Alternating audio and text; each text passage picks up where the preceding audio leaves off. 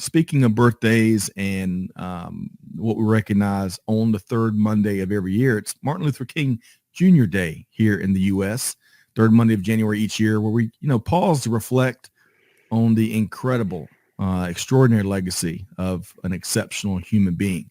And that's where I want to start here today. Greg and Kevin, there's so much, gosh, here in recent months, as we've touched on his journey and other podcasts, there's so much. But Kevin and Greg, what comes to mind as you reflect on the one and only Martin Luther King Jr.? Kevin?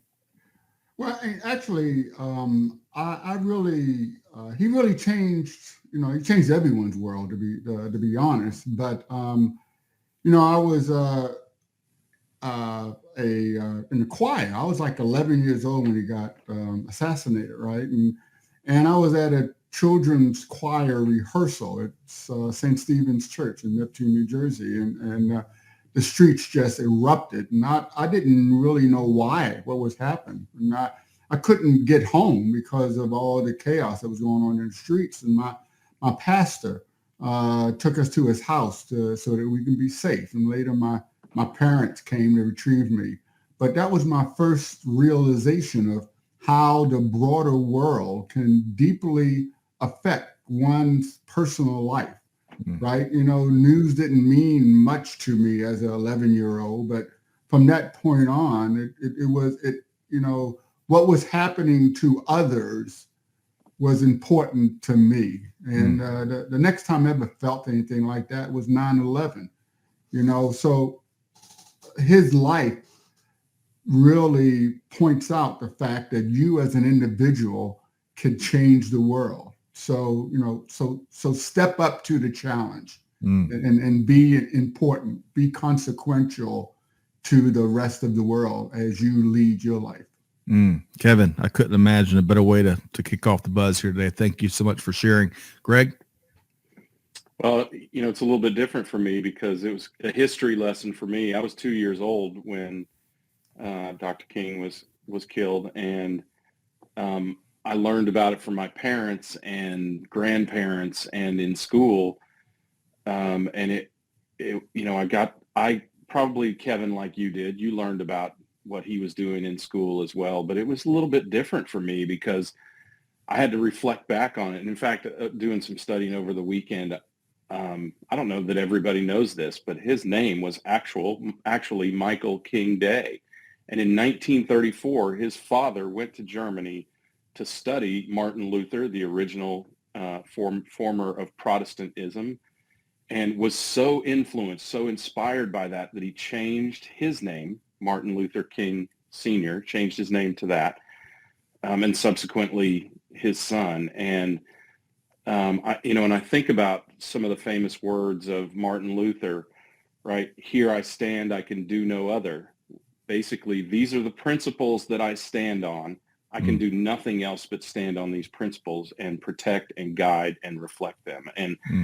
And I just remember that statement so clearly and think about how, at least what I learned of him, and of course everyone knows now, that was the way that he was, right? It was about not fighting. You almost don't want to say the word fighting when you think of Martin Luther King, because it was resisting, right? It was aggressively resisting and outwardly and openly and peacefully resisting oppression. And I think that, that whole sort of circle from all the way from his father changing his name, from Martin Luther, obviously, but from his father changing his name, they were protesters from the beginning, and they protested injustice, and they did so in a way that was so effective to change people's minds and hearts and policies and things like that. And that little story, kind of brought it full circle for me as to why Dr. King thought the way that he did. They were so philosophically influenced by, the goodness of someone who invented an entirely new way to be individually expressive. So, well, you think about the men of peace, Gandhi, and we recently lost Bishop Desmond Tutu, and from South Africa in December, December 26th, day after Christmas, and Martin Luther King, and how these men of peace have really changed the entire world. Agreed. Yeah. So really quick, and I'd love to keep it here all day. I think both of y'all, there's so much to talk about this one family's, but one man's journey and the impact he had. But this image here, I came across it over the weekend, and we see so many of the same wonderful, iconic images of Martin Luther King Jr. This was new to me, and this really captured, a special moment with his family. This was taken, I think, May 1956, and this was in Montgomery. He was in his mid-20s. He begrudgingly and surprisingly had around this time had been voted president of the Montgomery Improvement Association. And a big reason for that is others were fearful of the retribution from the community. But he took it on in the mid-20s. Imagine doing what he's doing starting in the mid-20s.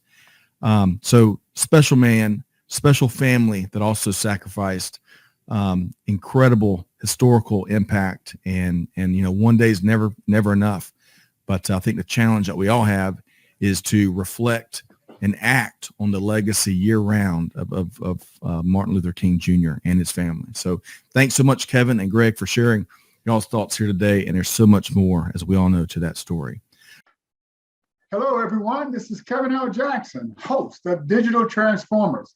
This is my personal invitation to listen to the latest in digitalization and industry transformations using your favorite podcast channel. Please subscribe to Digital Transformers and get a personal notification for our latest show.